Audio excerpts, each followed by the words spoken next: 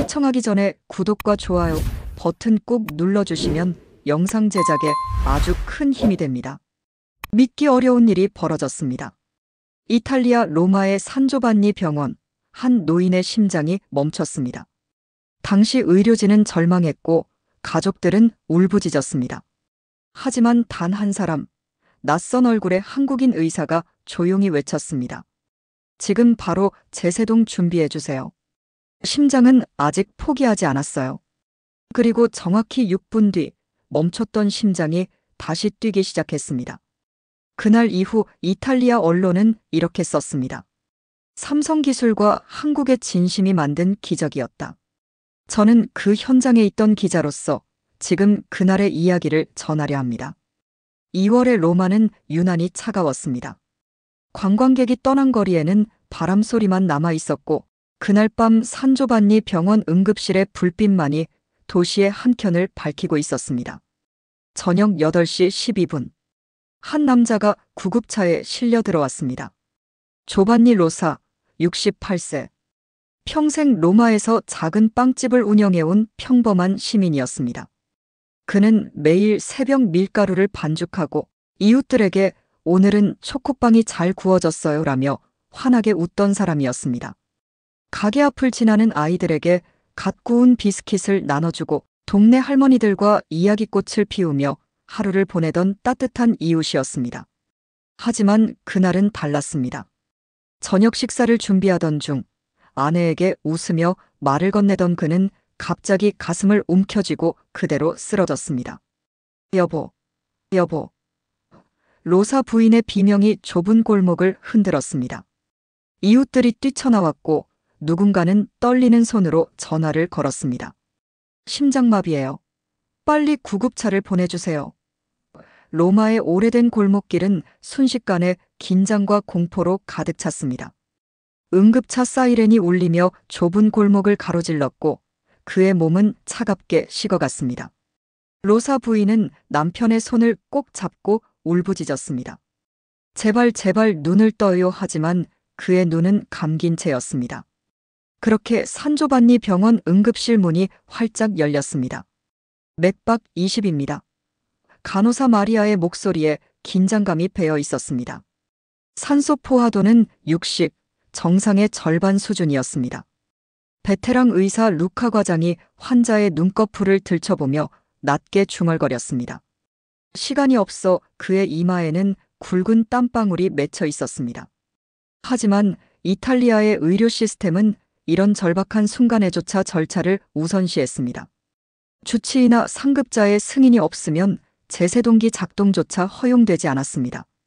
좋은 제도였지만 오늘만큼은 잔인했습니다. 생명과 규정 사이에서 의료진은 딜레마에 빠졌습니다. 루카 과장이 다급히 외쳤습니다. 주치의 연결해. 지금 바로. 레지던트가 전화기를 들었지만 벨소리만 공허하게 울릴 뿐이었습니다. 하지만 전화는 연결되지 않았습니다. 퇴근 시간 이후 담당인은 이미 자택에 있었습니다. 그 몇 초의 지연이 생명을 삼키고 있었습니다. 초침이 돌아갈 때마다 환자의 얼굴은 점점 더 창백해졌습니다. 심정지입니다. 젊은 레지던트의 목소리가 울렸습니다. 모니터의 곡선이 점점 평평해졌습니다. 의료진은 심폐소생술을 이어갔지만 결정적인 조치를 내릴 사람은 없었습니다. 누군가는 에피네프린을 준비했고 누군가는 산소 공급을 조절했지만 상황은 나아지지 않았습니다. 복도에서는 아내 로사 부인이 두 손을 모아 기도하고 있었습니다. 산타마리아 제발 우리 남편을. 그녀의 어깨는 눈물로 젖어 있었습니다. 딸은 울먹이며 아버지의 이름을 불렀습니다. 아빠 제발 눈 좀 떠요. 아들은 벽에 기대선 채 고개를 떨구고 있었습니다. 가족의 기도와 눈물이 차가운 복도에 가득했습니다. 응급실 안공기는 무겁게 가라앉았습니다. 간호사들의 손은 바쁘게 움직였지만 의사들의 눈에는 이미 포기의 그림자가 드리우고 있었습니다. 30년 경력의 루카 과장조차 입술을 꽉 깨물며 고개를 저었습니다. 주치의가 안 받으면 우리가 결정해야 해요. 누군가 낮게 중얼거렸습니다. 하지만 아무도 그 책임을 지려 하지 않았습니다. 그때였습니다. 모니터 앞에서 조용히 서 있던 한 여의사가 갑자기 손가락으로 화면을 가리켰습니다. 심근세포 반응이 있습니다. 아직 늦지 않았어요. 제세동 들어가야 합니다. 그녀의 목소리는 떨렸지만 확신에 차 있었습니다. 모두가 동시에 고개를 돌렸습니다. 그녀는 낯선 동양인이었습니다. 루카 과장이 찡그린 얼굴로 물었습니다. 당신은 누구요? 여긴 이탈리아 응급실이요. 허락 없이 개입할 수 없습니다. 의사들 사이에서 수군거림이 번졌습니다. 저 사람 한국인이지? 연수생이라고 들었어. 의사 자격도 없잖아. 동양인이 뭘 안다고. 의심과 불신이 섞인 시선들이 그녀를 향했습니다. 몇몇은 고개를 저으며 코웃음을 쳤습니다. 하지만 그녀는 물러서지 않았습니다. 오히려 한 걸음 앞으로 나서며 모니터를 강하게 가리켰습니다. 보세요. 심근 하부에 미약한 전도 신호가 남아 있어요. 삼성 메디슨 초음파 모듈이 잡아낸 반응입니다. 지금 이 순간 제세동을 하지 않으면 심장은 완전히 멈출 겁니다. 그녀의 손가락이 화면 위의 작은 파동을 정확히 짚었습니다. 그녀의 목소리는 단호했지만 떨림이 있었습니다. 루카 과장은 한동안 그녀를 바라보다가 말했다. 책임은 누가 집니까? 그녀는 조용히 대답했습니다. 제가 집니다. 의사로서요. 그 말에 응급실 안이 술렁였습니다. 응급실 안의 공기가 멈췄습니다. 모두가 숨을 죽였습니다. 시계 초침 소리만 들렸습니다. 째깍, 째깍, 째깍 그 소리가 유난히 크게 울렸습니다. 그녀는 조용히 말했습니다. 지금은 허락이 아니라 생명을 구할 시간입니다. 그 순간 누군가가 제세동기에 플러그를 꽂았습니다. 루카 과장은 아무 말 없이 고개를 끄덕였습니다. 그리고 모든 시선이 한 사람에게로 모였습니다. 한국에서 온 교환의사 박지은. 그녀의 눈빛은 흔들리지 않았습니다. 그 속엔 분명한 확신이 있었습니다. 살릴 수 있다. 그녀의 손이 천천히 제세동기를 향해 뻗어졌습니다. 그녀의 이름은 박지은. 한국에서 온 교환 펠로우였습니다. 삼성의 글로벌 의료기술 연수 프로그램을 통해 로마로 파견된 응급의학 전문의. 서울대학교 의과대학을 졸업하고 서울 아산병원에서 10년간 응급 환자들을 지켜온 베테랑이었습니다. 그녀의 이력서에는 수백 건의 응급 케이스가 기록되어 있었고 동료들은 그녀를 침착한 판단의 박지은이라 불렀습니다. 그녀가 이 자리에 서기까지는 수많은 밤을 버텨야 했습니다. 수술실의 냄새, 구급차의 사이렌, 그리고 살릴 수 없었습니다라는 말 뒤에 찾아오는 침묵까지. 그녀는 그 모든 걸 견디며 다음 생명은 놓치지 않겠다는 결심으로 살았습니다. 그녀의 가운 주머니에는 항상 작은 메모장이 있었고 거기엔 생명 앞에서 주저하지 말 것이라는 문장이 적혀 있었습니다. 이번 파견은 그녀에게 단순한 경력이 아니라 사명과도 같았습니다.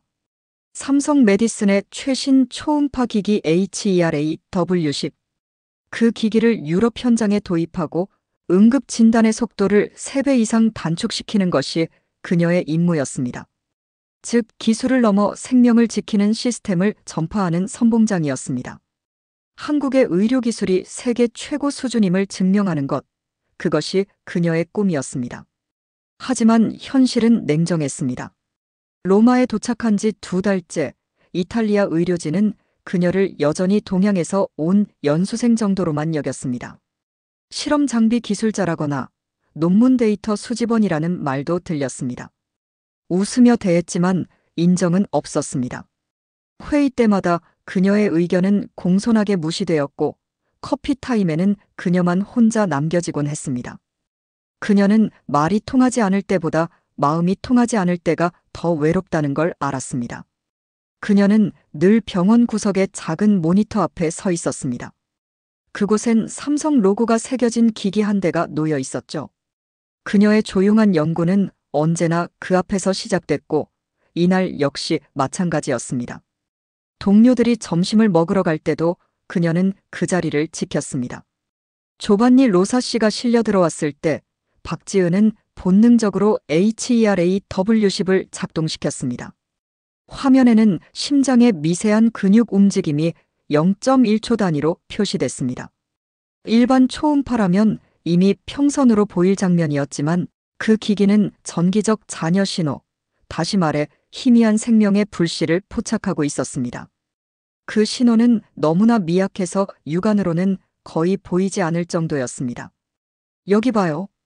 박지은이 외쳤습니다. 심실 하부에 미약한 수축이 남아 있어요. 전기 신호가 완전히 끊기지 않았어요. 그녀는 화면을 확대하며 동료들에게 보여주려 했습니다. 하지만 주변 반응은 냉담했습니다. 보이지 않는데? 그냥 노이즈야. 기계 오류 아냐? 의사들이 고개를 저었습니다. 루카 과장이 다가와 화면을 들여다봤지만 확신이 없었습니다. 그는 30년 동안 심장 응급만 다뤄온 베테랑이었지만 이런 초고해상도 영상은 처음이었습니다. 그의 눈에는 의심과 호기심이 동시에 비쳤습니다. 박 박사, 당신 말을 믿고 싶소. 하지만 여긴 이탈리아요. 우리는 절차를 지켜야 합니다. 루카 과장의 목소리에는 안타까움이 묻어 있었습니다. 박지은은 잠시 고개를 숙였습니다. 그녀도 안다. 규정은 의사를 보호한다는 걸. 그러나 오늘은 그 규정이 한 생명을 가로막고 있었다. 그녀의 손은 떨렸지만 마음은 확고했습니다. 그녀는 모니터를 다시 가리켰습니다. 선생님, 규정은 사람을 위해 존재합니다. 사람을 잃으면 규정도 의미가 없습니다. 그녀의 눈빛이 루카 과장을 똑바로 바라봤습니다. 그 말에 누군가 코웃음을 쳤습니다. 젊은 의사들의 이상론이지. 여긴 아시아가 아니야. 한국에서는 그렇게 하나. 차가운 시선들이 날아왔지만 그녀는 피하지 않았습니다. 오히려 더 곧게 섰습니다. 박지은은 제세동기 카트로 걸음을 옮겼습니다. 간호사 마리아가 다급히 팔을 붙잡았습니다. 박 선생님, 허가 없이 이러시면 큰일 나요. 규정을 어기면 병원 전체가 문제예요. 마리아의 눈에는 걱정이 가득했습니다. 박지은은 손을 떨며 속삭였습니다. 미안해요, 마리아. 하지만 저 환자에게 남은 시간은 30초도 안 돼요. 그녀의 목소리는 작았지만 단호했습니다. 루카 과장이 손을 뻗었습니다. 박 박사, 잠깐만. 이건 당신 커리어 전체를 걸 일일 수도 있어. 그의 얼굴에는 진심 어린 우려가 드러났습니다. 그녀는 잠시 숨을 고르고 고개를 들었습니다. 네, 알고 있습니다. 그래도 저는 의사니까요. 그 말에는 10년간 쌓아온 신념이 담겨 있었습니다. 그녀의 두 손이 패드를 잡았습니다. 기계음이 차갑게 울렸습니다. 충전 완료. 전기가 모이는 소리가 응급실에 울려 퍼졌습니다.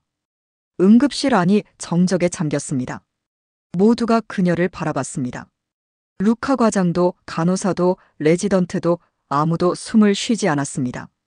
시간이 멈춘 것만 같았습니다. 박지은은 심장이 멈춘 환자를 내려다보며 속삭였습니다. 아직 끝난 게 아니에요.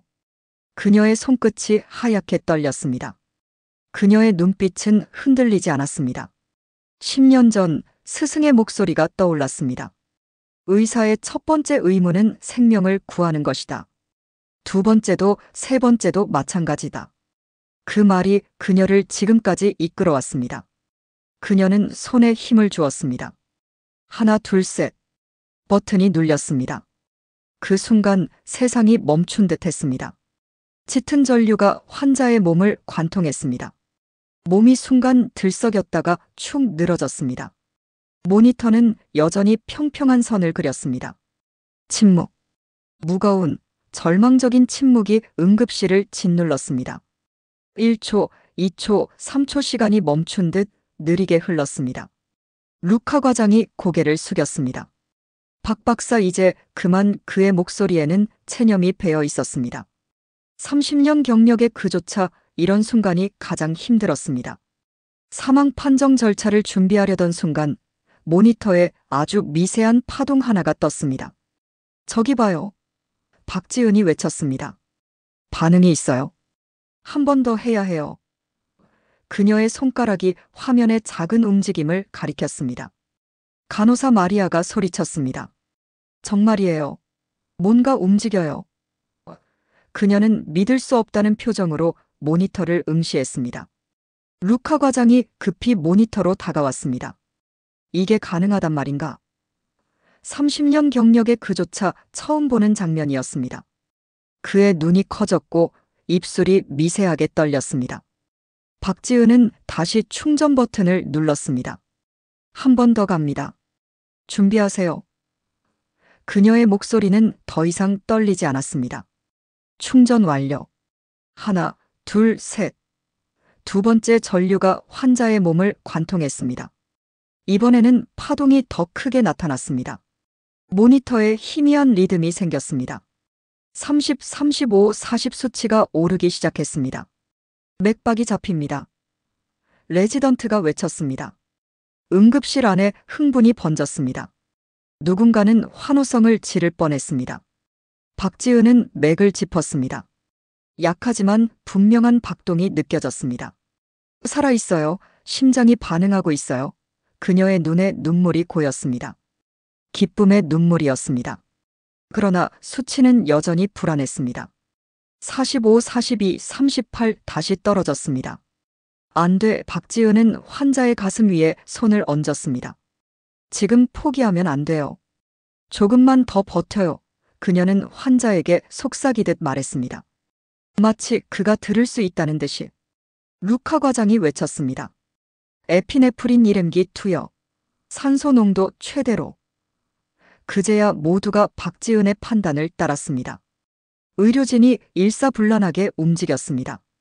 주사가 투여되고 산소 마스크가 조정되었습니다. 1분, 2분, 3분 모니터의 파동이 다시 살아났습니다. 40, 48, 55, 68 심장은 다시 뛰기 시작했습니다. 규칙적인 리듬이 화면에 나타났습니다. 생명의 리듬이었습니다. 누군가 울음을 터뜨렸습니다. 오마이 갓. 간호사 마리아가 입을 막았습니다. 눈물이 그녀의 볼을 타고 흘렀습니다. 루카 과장은 조용히 말했다. 이건 기적입니다. 그의 목소리는 떨렸습니다. 평생 의사로 살았지만 이런 순간은 처음이었습니다. 젊은 레지던트는 두 손으로 얼굴을 가렸습니다. 믿을 수가 없어요. 그의 어깨가 미세하게 흔들렸습니다. 다른 의사들도 침묵 속에서 서로를 바라봤습니다. 누구도 말을 하지 못했습니다. 말이 필요 없었습니다. 박지은은 그 자리에 주저앉았습니다. 손이 떨리고 눈물이 흘렀습니다. 돌아오셨어요. 정말 다행이에요. 그녀는 두 손으로 얼굴을 감쌌습니다. 10년간 쌓아온 긴장이 한순간에 무너졌습니다. 복도에서 아내의 울음소리가 들렸습니다. 남편은요? 제 남편은? 그녀의 목소리는 절박했습니다. 루카 과장이 문을 열며 말했다. 로사 부인, 남편분은 살아나셨습니다. 그 순간이 영원처럼 느껴졌습니다. 그녀는 무릎을 꿇고 울었습니다. 하나님 감사합니다. 감사합니다. 로사 부인의 울음은 기쁨과 안도가 뒤섞인 것이었습니다. 딸이 어머니를 끌어안았고 아들은 하늘을 올려다보며 기도했습니다. 응급실 안은 조용했습니다. 하지만 그 침묵은 슬픔이 아닌 경외의 침묵이었습니다. 루카 과장이 박지은에게 다가왔습니다. 박 박사. 그는 말을 잇지 못했습니다. 그저 그녀의 어깨에 손을 얹었습니다. 말없는 존경의 표시였습니다. 간호사 마리아가 물 한 컵을 건넸습니다.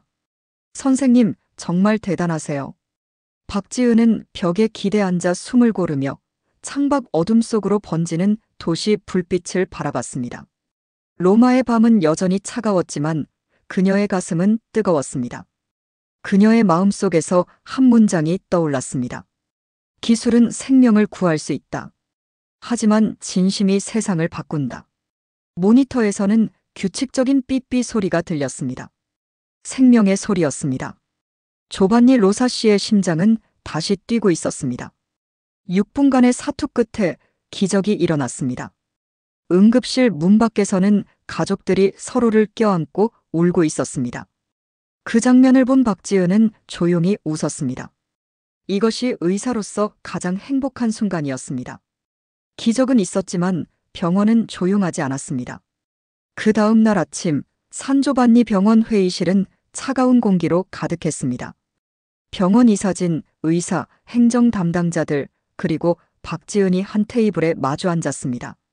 그녀가 한 행동이 영웅적 결단이 아니라 규정 위반으로 회의 안건에 오른 것입니다. 회의실 분위기는 무거웠고 몇몇은 그녀를 보며 고개를 저었습니다. 규정 위반입니다. 행정 책임자 안토니오가 서류를 탁 내려놓으며 말했습니다. 주치의 승인 없이 제세동을 실행했죠. 이건 병원 시스템을 무시한 겁니다. 그의 목소리는 날카로웠고 안경 너머 눈빛은 차가웠습니다. 곧이어 또 다른 의사가 말을 이었습니다. 운이 좋았던 거예요. 만약 환자가 돌아오지 못했다면 병원은 소송에 휘말렸을 겁니다. 그 말에 회의실 공기가 더 차가워졌습니다. 몇몇은 고개를 끄덕이며 동조했습니다. 게다가 박 박사는 이탈리아 면허가 없지 않습니까? 연수생 신분으로 그런 결정을 내릴 권한이 있나요? 다른 의사가 따져 물었습니다. 이건 명백한 월권 행위입니다. 박지은은 아무 말 없이 고개를 숙였습니다. 모든 걸 예상했습니다. 그녀는 생명을 구했지만 그 과정에서 규정을 어겼습니다. 이 사회는 결과보다 절차를 먼저 따졌습니다. 그녀의 손은 무릎 위에서 조용히 떨리고 있었습니다. 그 순간 루카 과장이 자리에서 일어났습니다. 잠깐만요. 그의 낮고 단단한 목소리가 회의실을 가르며 울렸습니다. 어젯밤 우리는 한 생명이 돌아오는 걸 보았습니다. 조반니 로사 씨는 지금 중환자실에서 안정적으로 회복 중입니다. 박 박사가 개입하지 않았다면 그는 지금 이 자리에 없었을 겁니다. 루카 과장의 얼굴엔 단호함이 서려 있었습니다. 안토니오가 반박하려 했습니다. 하지만 규정이 없으면 혼란이 생깁니다. 그건 병원 운영의 기본입니다. 그는 서류를 들어 올렸습니다. 루카는 단호하게 말을 끊었습니다. 그럼 묻겠습니다. 우리는 의사입니까? 행정관입니까? 우리가 의사가 된 이유가 규정을 지키기 위해서였나요? 아니면 생명을 지키기 위해서였나요? 그의 목소리는 떨렸지만 힘이 있었습니다. 회의실은 고요해졌습니다. 한동안 누구도 말을 잇지 못했습니다. 루카의 얼굴엔 피로와 확신이 함께 묻어 있었습니다. 그는 30년 의사 생활 중 가장 중요한 질문을 던진 것이었습니다. 30년 동안 수많은 환자를 봤습니다. 하지만 어젯밤 같은 순간은 처음이었습니다. 그녀는 우리가 보지 못한 것을 봤고 우리가 주저할 때 용기를 냈습니다. 그게 진짜 의사 아닙니까? 루카의 눈에는 눈물이 고였습니다. 그때 간호사 마리아가 손을 들었습니다. 저도 증언하겠습니다. 그녀의 목소리는 작지만 또렷했습니다. 박 선생님은 삼성 초음파 기기로 심근의 미세한 반응을 확인했습니다. 그건 우리가 가진 장비로는 볼 수 없던 신호였어요. 그녀는 운이 좋았던 게 아닙니다. 정확한 판단이었어요. 마리아의 손도 떨렸지만 그녀는 끝까지 말을 이었습니다. 몇몇이 고개를 끄덕였지만 여전히 반대의 목소리도 있었습니다. 선례를 남기면 안 됩니다. 다음에도 누군가 규정을 어기면 어떻게 합니까? 병원의 명예는 어떻게 되는 겁니까? 논의는 2시간 넘게 이어졌습니다. 찬반이 팽팽히 맞섰습니다. 박지은은 아무 말도 하지 않았습니다. 그녀는 싸우러 온 게 아니었습니다. 그저 그날 해야 했던 일을 했다는 사실만이 그녀의 대답이었습니다. 그녀는 조용히 창밖을 바라봤습니다. 회의가 끝난 뒤 복도를 걸을 때 수군거림이 들렸습니다. 저 동양인 여자 때문에 병원 이미지 다 버렸대. 규정을 무시해. 한국인이라더니 참 고집이 세네. 하지만 그중 한 목소리가 조용히 들렸습니다. 그녀 덕분에 내 아버지가 살았어. 그 말에 박지은의 걸음이 잠시 멈췄습니다. 그녀는 중환자실로 향했습니다. 유리창 너머 조반니 로사 씨가 산소 마스크를 쓴 채 규칙적인 숨을 쉬고 있었습니다. 그 앞에 앉은 로사 부인이 눈물을 닦으며 속삭였습니다. 선생님, 정말 감사합니다. 당신은 우리 가족의 은인이에요. 로사 부인의 손이 유리창에 닿았습니다. 박지은은 미소를 지었습니다. 아니에요. 저는 그냥 의사일 뿐이에요. 그녀의 목소리는 여전히 담담했습니다. 그날 저녁 루카 과장은 그녀를 불렀습니다. 병원 뒤편 조용한 골목의 작은 카페. 그는 에스프레소 2잔을 시키고 그녀에게 말했습니다. 오늘 회의에서 많은 말이 오갔습니다. 하지만 한 가지는 분명합니다. 그는 천천히 고개를 들었습니다. 나는 오늘 진짜 의사를 봤습니다. 그의 눈빛은 진심으로 가득했습니다. 잠시 침묵이 흘렀습니다. 박지은은 그 말을 듣고 아무 말도 하지 않았습니다. 단지 잔잔한 미소만 지었습니다. 그 미소엔 피로도, 슬픔도, 그리고 조용한 확신도 함께 담겨 있었습니다. 커피 잔을 든 그녀의 손은 더 이상 떨리지 않았습니다. 며칠 뒤 병원 이사회는 결정을 내렸습니다. 박지은에게 규정 위반 경고 대신 응급의료 혁신 공로상을 수여하기로 한 것입니다. 이사회는 오랜 토론 끝에 한 목소리를 냈습니다. 생명이 최우선입니다. 시상식 날 병원 로비는 박수로 가득 찼습니다. 하지만 그녀의 표정은 담담했습니다. 그녀에게 중요한 건 상이 아니라 한 사람의 심장이 다시 뛰고 있다는 사실이었습니다. 로사 가족이 앞줄에 앉아 그녀를 향해 손을 흔들었습니다. 그날 저녁 이탈리아 주요 언론은 일면에 이렇게 실었습니다. 삼성의 기술, 한국인의 신념 이탈리아 심장을 다시 뛰게 하다. 그녀는 하루 종일 인터뷰 요청을 받았지만 모두 거절했습니다. 죄송합니다. 저는 제 일을 했을 뿐입니다.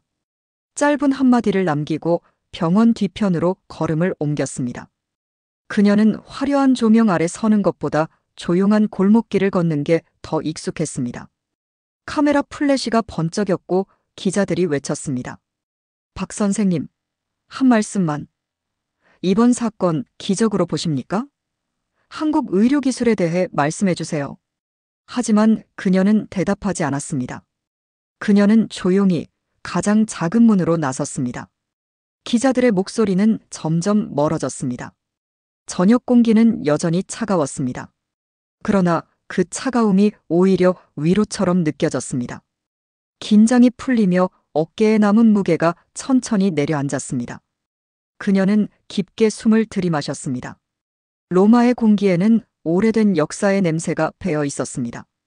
좁은 골목길 끝, 카페 안젤로라는 작은 간판이 보였습니다. 이곳은 그녀의 숨 쉴 공간이었습니다. 문을 열자 커피 향과 함께 주인 안젤로가 반갑게 손을 흔들었습니다. 아, 우리 한국 의사 선생님. 오늘은 조금 평온해 보이네요. 그의 목소리는 포근했습니다. 안젤로는 늘 그녀를 따뜻하게 맞아주었습니다. 네, 오늘은 그저 조용히 있고 싶네요. 그녀가 미소를 지었습니다. 창가 자리로 걸어가며 그녀는 가방을 내려놓았습니다. 에스프레소 한 잔 줄까요? 안젤로가 물었습니다. 네, 설탕은 빼주세요. 박지은이 고개를 끄덕였습니다. 잔잔한 증기가 올라오고 진한 커피 향이 퍼졌습니다. 박지은은 두 손으로 잔을 감싸며 말했다. 안젤로, 사람들은 기적이라고 하지만 전 그 말이 두려워요. 왜요? 안젤로가 그녀 맞은편에 앉으며 물었습니다. 기적이라면 제가 대단하다는 뜻이잖아요. 그건 아니에요. 저는 그저 환자분의 마지막 신호를 믿었을 뿐이에요. 그녀의 목소리는 낮고 진솔했습니다. 안젤로는 고개를 끄덕였습니다. 그래도 당신이 없었다면 그 신호도 사라졌을 거예요. 그는 따뜻한 눈빛으로 그녀를 바라봤습니다. 박지은은 미소를 지었습니다. 그렇게 말씀해 주셔서 고맙습니다. 그녀는 커피를 한 모금 마셨습니다. 쓴맛 뒤에 은은한 단맛이 느껴졌습니다. 카페 안은 조용했습니다. 멀리서 종소리가 들렸습니다. 저녁 8시. 바로 그때 조반니 로사가 실려왔던 시간이었습니다. 그녀는 창밖을 바라보았습니다. 거리엔 불빛이 하나둘 켜지고 사람들은 가족에게 돌아가고 있었습니다. 한 남자가 꽃다발을 들고 걸어가고 한 여인이 아이 손을 잡고 웃고 있었습니다. 전 그게 제일 기뻐요. 박지은이 조용히 말했습니다. 무엇이요? 안젤로가 물었습니다. 조반니 씨가 오늘 아내와 저녁을 먹었을 거예요. 그 평범한 시간이 저에게는 가장 큰 선물이에요. 그녀의 눈에 잔잔한 빛이 어렸습니다. 그때 한 남자가 카페 문을 열고 들어왔습니다. 저였습니다. 현지 신문사 프리랜서 기자로 박지은을 취재하려다 모든 인터뷰를 거절당한 채 며칠을 헤매던 사람이었습니다. 그녀가 여기에 자주 온다는 소문을 듣고 조심스레 찾아왔습니다. 실례합니다. 박지은 선생님이시죠? 저는 조심스럽게 다가갔습니다. 그녀는 놀라며 고개를 들었습니다. 네, 그런데요. 저는 기자입니다. 하지만 인터뷰를 하러 온 건 아닙니다. 그냥 당신이 궁금했습니다. 저는 솔직하게 말했습니다. 그녀는 잠시 망설이다가 고개를 끄덕였습니다. 앉으세요. 그녀의 목소리엔 경계심보다 호기심이 더 많았습니다. 안젤로가 제 앞에 커피를 내려주었습니다. 우리는 잠시 아무 말도 하지 않았습니다. 카페 안에는 잔잔한 재즈 음악이 흐르고 있었습니다. 박지은은 커피잔을 바라보다가 조용히 말했습니다. 사람들이 저를 영웅이라고 부르지만 전 아니에요. 의사라면 누구나 그 버튼을 눌렀을 거예요. 하지만 대부분은 두려워했을 겁니다. 제가 조심스럽게 말했습니다. 그 순간 무슨 생각을 하셨어요? 그녀는 잠시 고개를 숙였습니다. 그리고 낮은 목소리로 대답했습니다. 아무 생각도 하지 않았어요. 그냥 심장 소리를 들었어요. 아직 살아있는 심장의 소리를요. 그녀의 눈이 먼 곳을 바라봤습니다.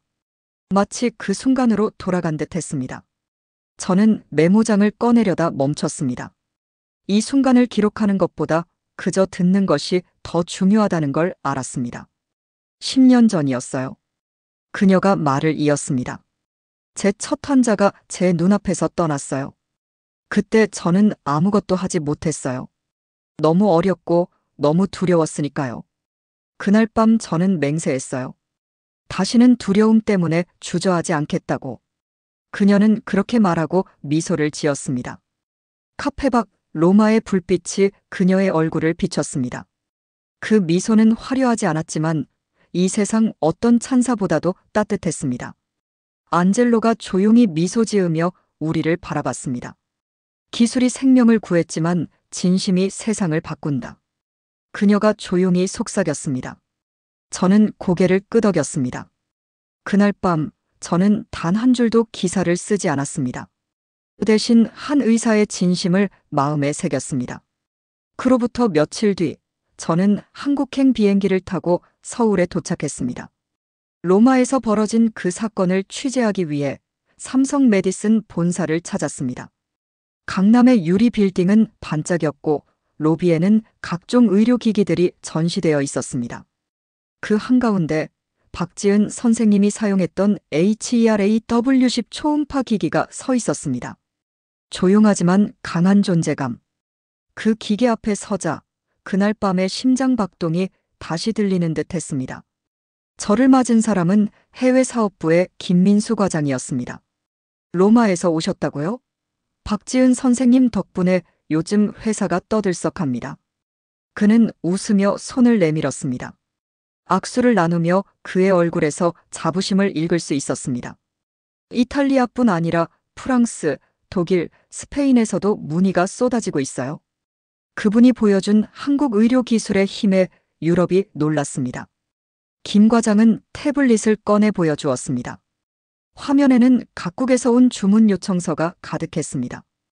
그의 말에는 자부심이 묻어 있었습니다. 하지만 이어지는 말은 더 인상 깊었습니다.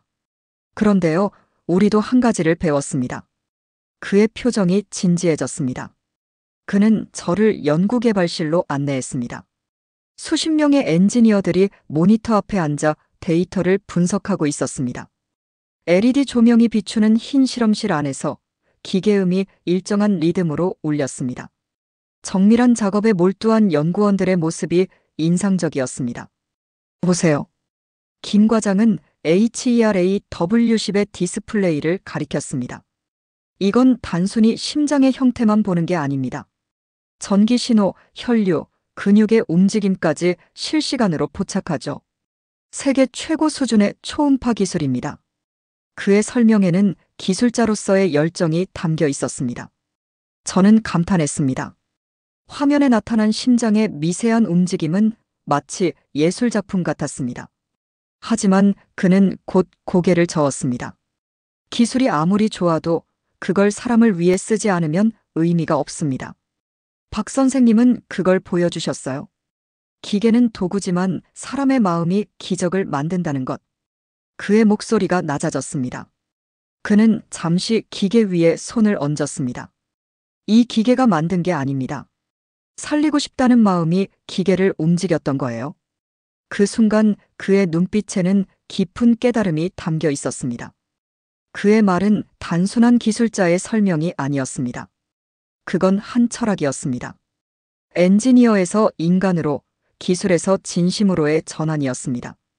우리도 바뀌었습니다. 그가 덧붙였습니다. 이제는 단순히 기계를 수출하지 않습니다. 기술 뒤에 있는 한국 의료의 정신, 즉 환자를 먼저 생각하는 마음을 함께 나누려 합니다. 그는 회의실 벽에 새로 걸린 액자를 가리켰습니다. 거기에는 이렇게 적혀 있었습니다. 기술은 생명을 구한다. 진심은 세상을 바꾼다. 그날 오후 저는 교육센터를 방문했습니다. 그곳에서는 의료진 대상의 HERA-W10 사용 교육이 진행 중이었습니다. 강단에 선 강사는 스크린에 사진 한 장을 띄웠습니다. 로마 산조반니 병원의 응급실. 그리고 그 화면 한가운데에 박지은이 있었습니다. 제세동기 앞에 선 그녀의 눈빛은 확고했습니다. 이분이 바로 박지은 박사님입니다. 강사의 목소리가 울렸습니다. 그녀는 단순히 기계를 다룬 게 아닙니다.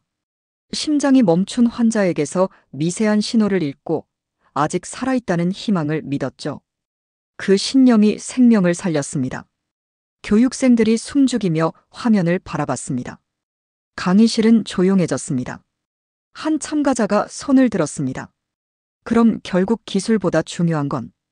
강사가 고개를 끄덕였습니다. 맞아요. 기술은 생명을 구할 수 있습니다. 하지만 진심은 사람을 살립니다. 그 말에 강의실 안이 박수로 가득 찼습니다. 그날 밤 저는 기사 원고를 쓰기 시작했습니다. 제목은 이렇게 적었습니다. 삼성의 기술 그리고 한국인의 진심 이탈리아 심장을 다시 뛰게 하다. 기사의 조회수는 순식간에 수십만 회를 넘어섰습니다. 댓글이 이어졌습니다. 이게 진짜 의술이지. 기계보다 마음이 중요하다는 말 맞아요. 한국이 자랑스럽습니다. 우리 기술이 세계를 구하네요. 공감과 감동의 댓글들이 쏟아졌습니다. 며칠 뒤 로마 의학협회는 한국 의료진과 정기 연수를 제안했습니다. 그 첫 강의의 제목은 이렇게 정해졌습니다. 6분의 신뢰 기술과 인간의 조화. 강연자는 다름 아닌 박지은 선생님이었습니다. 그녀는 담담히 말했습니다. 기계는 신호를 보여줍니다. 하지만 그 신호를 믿고 행동하는 건 사람입니다. 그 순간 필요한 건 기술이 아니라 용기입니다. 청중석은 숨죽이며 그녀의 말을 경청했습니다. 그리고 그녀는 조용히 웃었습니다. 그 웃음 속에 기술을 넘어선 인간의 철학이 있었습니다. 500명이 넘는 청중이 기립박수를 보냈고 그 박수는 5분 동안 멈추지 않았습니다. 한 달 후 로마 산조반니 병원 재활실.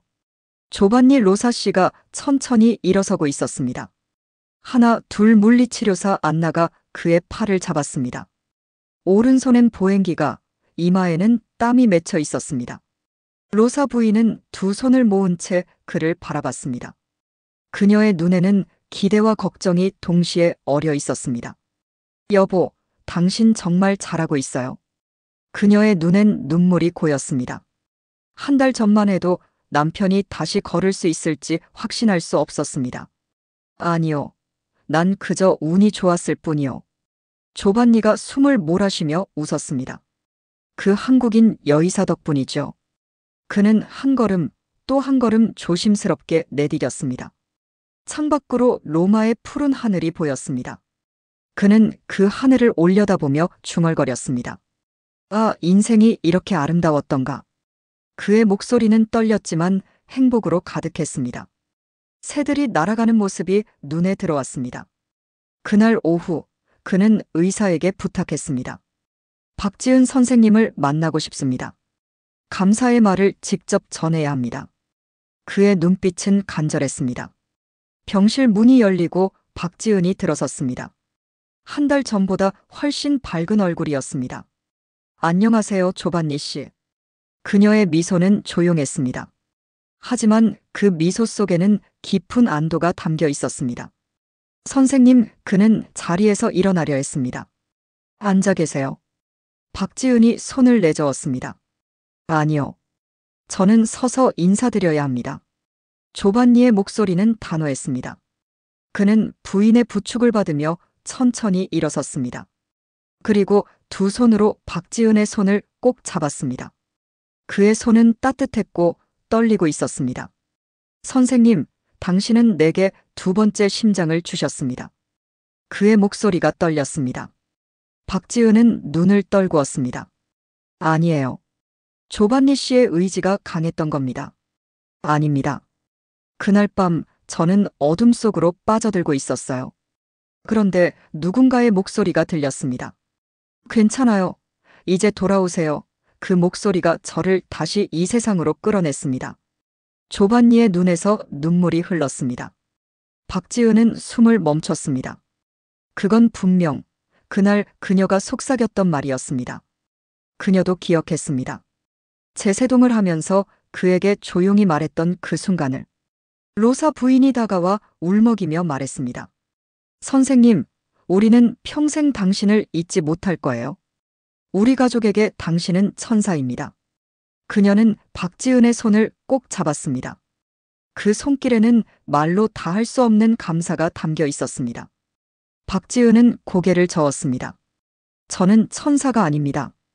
그저 의사일 뿐이에요. 아니요. 조반니는 단호히 말했습니다.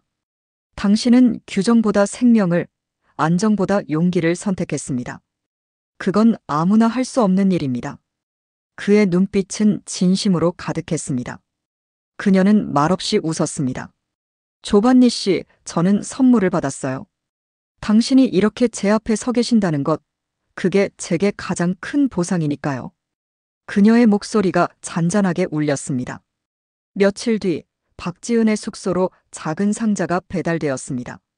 그 안에는 녹차 한 통과 손편지 한 장이 들어 있었습니다. 잔잔한 녹차 향이 방 안에 퍼졌습니다. 그녀는 조심스럽게 편지를 펼쳤습니다. 박지은 선생님께, 당신 덕분에 저는 다시 빵을 굽습니다. 아침마다 아내와 차를 마시고 손자들과 놀며 웃습니다. 평범한 하루가 이렇게 소중할 줄 몰랐습니다. 당신의 나라 한국과 당신의 회사 삼성의 기술에 감사드립니다. 그러나 그보다 더 큰 감사는 당신의 진심입니다. 조반니와 로사 가족들임. 박지은은 편지를 조용히 읽었습니다. 그리고 천천히 눈을 감았습니다. 눈물이 볼을 타고 흘렀습니다. 이번에는 슬픔의 눈물이 아니라 기쁨의 눈물이었습니다. 한 생명을 구했다는 것, 한 가족에게 희망을 되돌려 주었다는 것이 그녀에게는 무엇보다 큰 의미였습니다. 그날 밤 그녀는 녹차를 우려 한 모금 마셨습니다. 따뜻한 김이 얼굴을 스쳤습니다. 이 향기, 참 편안하네. 그녀는 중얼거렸습니다. 고국의 냄새가 났습니다. 창밖엔 로마의 밤하늘이 펼쳐져 있었습니다. 별빛이 도시 위로 흩어지고 멀리 콜로세움이 희미하게 보였습니다. 2000년의 역사가 그 자리에 서 있었습니다. 책상 위에는 비행기 티켓이 놓여 있었습니다. 서울행 출발까지 7일. 그녀는 티켓을 바라보다가 편지를 다시 펼쳤습니다. 당신이 한국으로 돌아가시더라도 로마에는 당신을 영원히 기억하는 가족이 있다는 걸 잊지 마세요. 그녀는 미소를 지었습니다. 로마, 나도 널 잊지 않을 거야. 그녀는 창밖을 바라보며 조용히 말했습니다. 일주일 뒤 공항으로 가는 택시 안. 창밖으로 스페인 계단과 트레비 분수가 스쳐 지나갔습니다. 박지은은 조용히 창가에 이마를 기대었습니다. 안녕, 로마 그녀의 목소리는 아쉬움으로 가득했습니다. 그리고 속으로 덧붙였습니다. 기술은 생명을 구했지만 진심은 세상을 바꾼다. 택시가 공항으로 향하는 동안 그녀는 지난 2달을 떠올렸습니다. 외로웠던 순간, 의심받던 순간, 그리고 한 생명을 살린 그 순간까지 모든 것이 선명하게 기억났습니다. 지금 이 이야기를 전하는 이유는 단 하나입니다. 박지은 선생님의 6분 판단이 단지 의료의 기적이 아니라 세상을 바꾸는 진심의 시작이었기 때문입니다. 그녀가 한국으로 돌아온 지 6개월이 지났습니다. 저는 다시 그녀를 찾아갔습니다. 이번에는 서울 아산병원 응급실, 그 익숙한 푸른 조명 아래였습니다. 복도에는 여전히 구급차 사이렌 소리가 울리고 의료진이 분주하게 오가고 있었습니다. 박 선생님, 로마 이후 어떠셨어요? 제가 물었습니다. 그녀는 잠시 생각하더니 미소를 지었습니다. 변한 게 많아요. 하지만 동시에 변하지 않은 것도 많아요.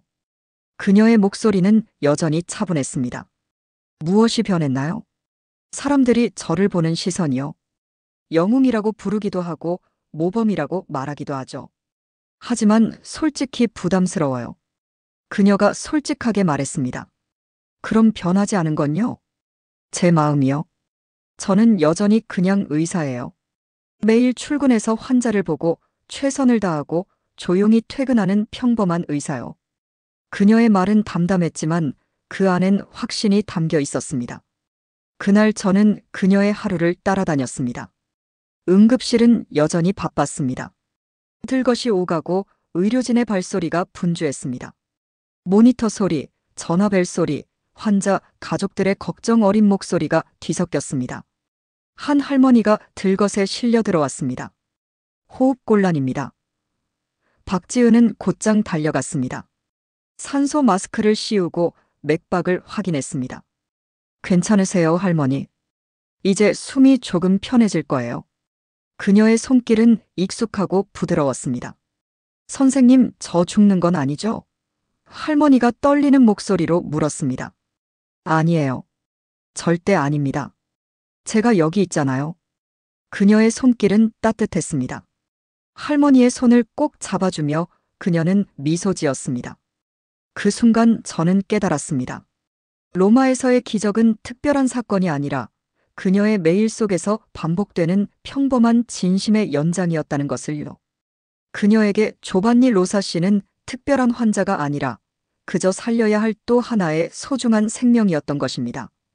이탈리아 의료계에도 변화가 일어났습니다. 로마 의학협회는 새로운 조항을 발표했습니다. 프로토콜보다 생명이 우선한다. 그리고 그 첫 줄에는 이렇게 적혀 있었습니다.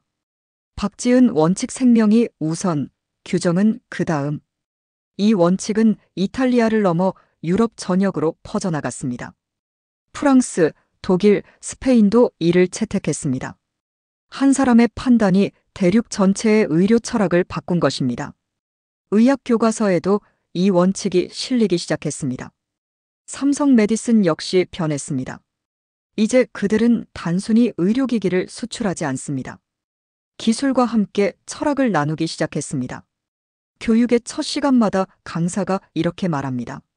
기술은 도구입니다. 진심이 생명을 구합니다. 그 문장은 곧 삼성 메디슨의 새로운 슬로건이 되었습니다.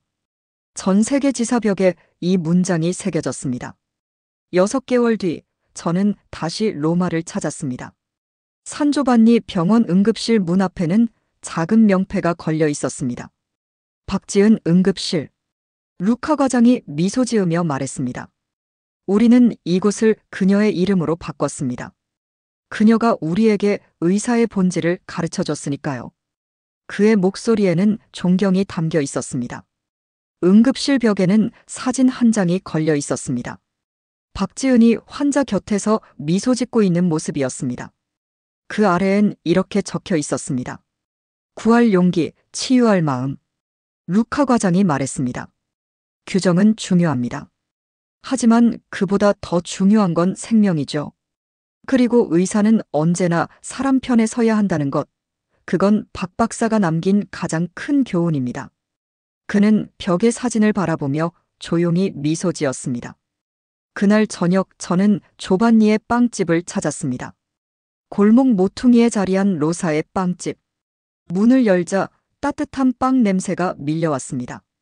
바삭한 크루아상과 달콤한 초코빵 냄새가 뒤섞여 있었습니다. 오, 기자 선생님. 조반니가 웃으며 달려왔습니다. 그의 얼굴에는 생기가 넘쳤습니다.